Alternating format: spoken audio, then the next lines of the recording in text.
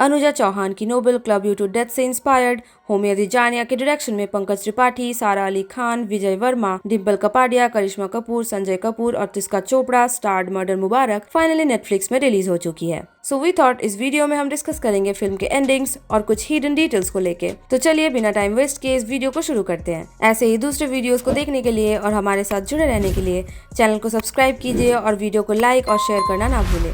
Royal Delhi club was full of अजीबोगरीब characters जो रहते तो थे आम लोगों के बीच, बट उनकी लाइफ की डिफरेंस आम लोगों से नहीं की जा सकती थी।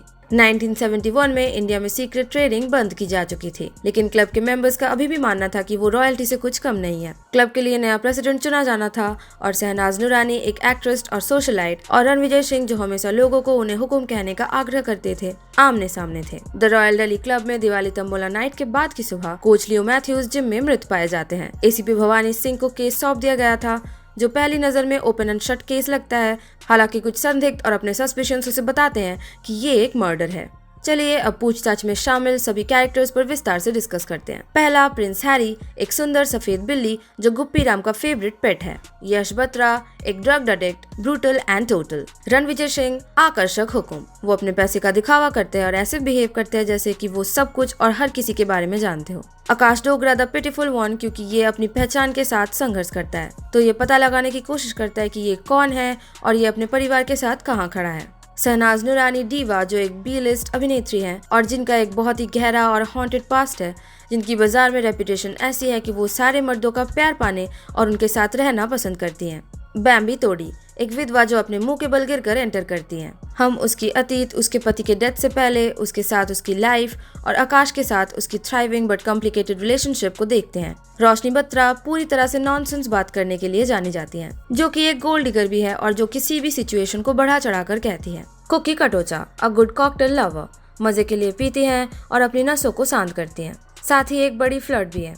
गुप्पी राम, एक इग्नोरेंट नौकर जो मजाक के रूप में देखा जाता है और हत्या के लायक नहीं है। वो क्लब में सफाई से लेकर गार्डनिंग तक सभी काम करता है। वो डिमेंटिया का मरीज भी है। तेजू और तिनसुक, द अनलाइकली लोकलाइक्स, दो लोग जो क्लब में रहते हैं और लियो के साथ काम करते हैं। गंगा, एक ड्रीम नाइटमेयर लड़की जो क्लब में ब्यूटिशियन के रूप में भी काम करती है, विद टफ एटीट्यूड और उसके मोटिव को समझना बहुत ही मुश्किल है।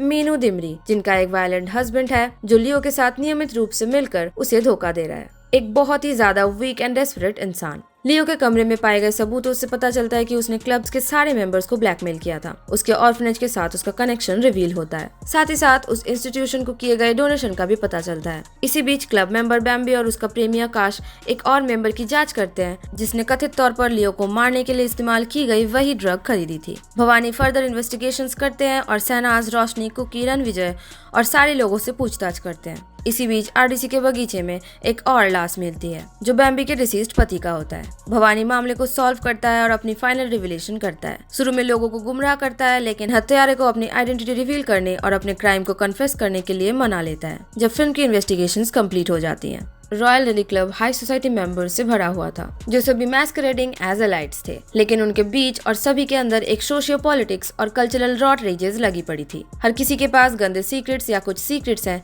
जिनसे वो शर्मिंदा है। लियो मैथ्यूज, क्लब का कामुक जिम ट्रेनर जो क्लब मेंबर्स के सीक्रेट पता लगाता है, वो जानता था कि क्लब की नई प्रेसिडेंट उम्मीदवार एक्ट्रेस शहनाज नूरानी का सेफर्ड होम ऑर्फनेज में एक बेटा है और उसी इंस्टीट्यूशन में जहाँ वो बड़ा हुआ था उसके पास उसके बेटे की तस्वीर है जिसकी पहचान वो अभी भी नहीं जानती है और अनाथालय को डोनेशन करती है क्योंकि वो जानती है कि उसका बेटा वहाँ रखा गया था। वो उन फोटोज के साथ उसे ब्लैकमेल करता है और चाहता है कि वो हर किसी के सामने अपने बेटे को एक्सेप्ट करे, नहीं तो वो उसकी बेटियों को सच्चाई बता देगा। दूसरी ओर रणविजय सिंह अचनगढ़ के एक शाही परिवार के वंशज है, लेकिन इन रियल लाइफ उनकी सिचुएशन बिगड़ गई है क्योंकि वो हर रूप से सबको झूठ बेचते हैं और सच्चाई को अपनी हवेली में रखते हैं।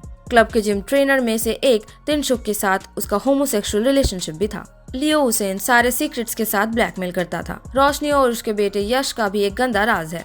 रोशनी के बारे में इन दूसरे बातों के अलावा क्लब मेंबर्स के हिसाब से she is also a gold digger and उसका बेटा Yash is a drug addict. And Uttarakhand में रिहैब में जाने के बाद भी सोबर नहीं हो पाया। यश को बॉस्टन में इंटर्नशिप मिली, लेकिन लियो ने धमकी दी कि जब तक रोशनी भुगतान नहीं करेगी तब तक वो जा नहीं सकता, वरना लियो उसके ड्रग एडिक्ट होने का सीक्रेट उसके सारे एम्प्लॉयज को बता देगा। कुकी भी क्लब मेंबर्स में से एक है जो ऐसा दिखाने की कोशिश करती है जैसे कि उसका एक परफेक्ट हस्बैंड है और जो उसकी सारी सेक्सुअल नीड्स को पूरी तरीके से कंप्लीट करता है। बट इन रियल लाइफ वो एक वॉकर के बिना ठीक से चलने के लिए भी बहुत बूढ़ा है। वो क्लब के अदर मेंबर्स के लिए लिटिल टू नो सिंपैथी होने के बावजूद वजन कम करने और शेप में आने के लिए बहुत जुनूनी है, जिन्हें वो अपनी तुलना में निचले वर्ग का मानती है। जैसे जैसे इन्वेस्टिगेशंस आगे बढ़ते हैं, भवानी आकाश को गिरफ्तार करके लालच देता है, तभी असली हथियार उसके शेल से बाहर आता है, सिर्फ उस आदमी को प्रोटेक्ट करने के लिए जिसे वो सच में प्यार करती है। 3 साल पहले बैम्बी ने अपने पति अंशुल की हत्या कर दी, जिसे वो प्यार नहीं करती थी, लेकिन उसे एक हाई क्लास आदमी के साथ एक आइडियल परफेक्ट मैरिज के आइडिया से प्यार था, जिससे वो क्लब के दूसरे मेंबर्स को शो ऑफ कर सके। क्लब उसकी लाइफ थी, इसीलिए उसे इस बात की परवाह नहीं थी कि अंशुल उसकी नौकर गंगा से प्यार करता है, लेकिन वो डिवोर्स के आइडिया को बेयर नहीं कर सकती थी, इसलिए उसने गुस्से में आकर उसके पति को मार डाला। इत्तेफाक से अंशुल और उसके दोस्तों को पहाड़ों पर ले जाने वाली बस एक नदी में गिर गई, जिसमें वो कभी नहीं चढ़ा।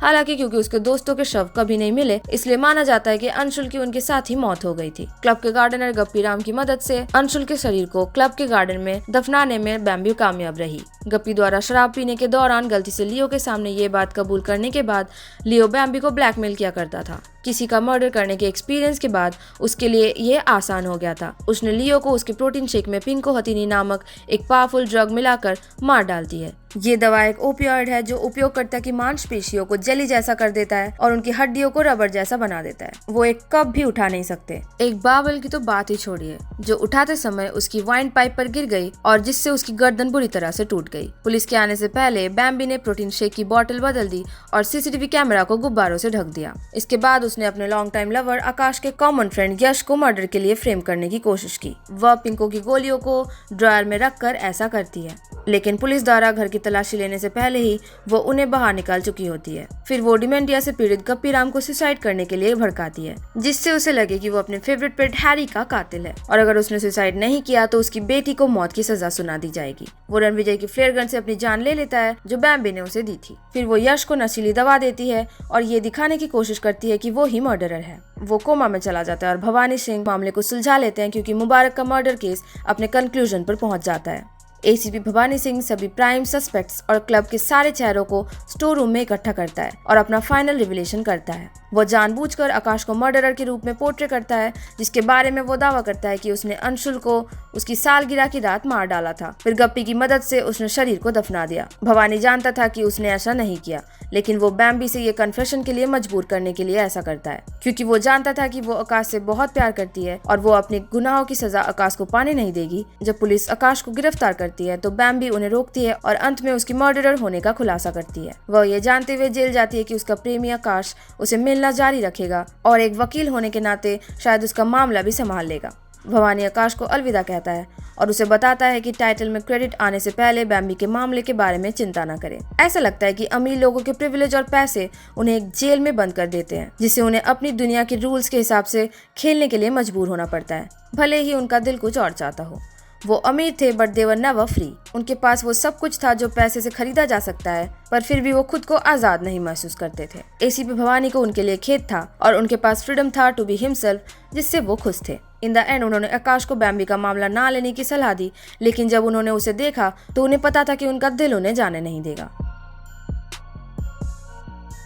अभी ये जो हू डन इट वाला मामला है ना, ये पहले डिकेड जैसा और इंटरेस्टिंग नहीं रहा। अभी सस्पेंस तभी वर्क करता है जबकि कंपीलिंग स्टोरी हो दृश्यम की तरह। ये फिल्म देख के ऐसा लगता है मानो कि होमी अदिजानिया ने नाइव्स आउट देखा हो और फिर अपने हिसाब से कुछ लिखने का ट्राई किया हो, पर ये स्टोरी के सिर्फ आखिर में कुछ वैसा या फिर कुछ सिमिलर देखने को मिलता है। ये फिल्म बहुत ही ज्यादा प्रिटेंड करती है इंटरेस्टिंग मर्डर मिस्ट्री होने का। जो स्टोरी दिखाने की कोशिश की गई है वो स्टोरी कंटेम्प्रेरी बनाने की कोशिश में बहुत ही ज्यादा मैसेज इसके अंदर डाल देते हैं, पर हालांकि कुछ भी काम नहीं करता, क्योंकि हम भी कोई भी कैरेक्टर से एम्पैथाइज या कनेक्शन फील नहीं कर पाते। पंकज त्रिपाठी की एक्टिंग इस फिल्म की रिडीमिंग पॉइंट है, बाकी तो सब के सब मुझे वेस्टेड पोटेंशियल लगे हैं। विजय वर्मा, डिम्पल कपाडिया, करिश्मा कपूर या तिस्का चोपड़ा, किसी को भी ले लो, किसी का कैरेक्टर उतना इम्पोर्टेंट नहीं लगता। संजीव कपूर का कैरेक्टर हालांकि थोड़ा एम्पैथी क्रिएट करने में सक्सेसफुल था। इसके साथ साथ अगर रन टाइम की बात की जाए तो ये 135 मिनट्स और 10 एडिशनल कैरेक्टर्स के साथ लिखा गया ये प्लॉट बहुत ही ज्यादा एग्जॉस्टिंग था। फिल्म को इजीली 10 to 15 मिनट तक शॉर्ट किया जा सकता था, जिससे कि थ्रिलर और थोड़ा कंपेलिंग हो सकता था।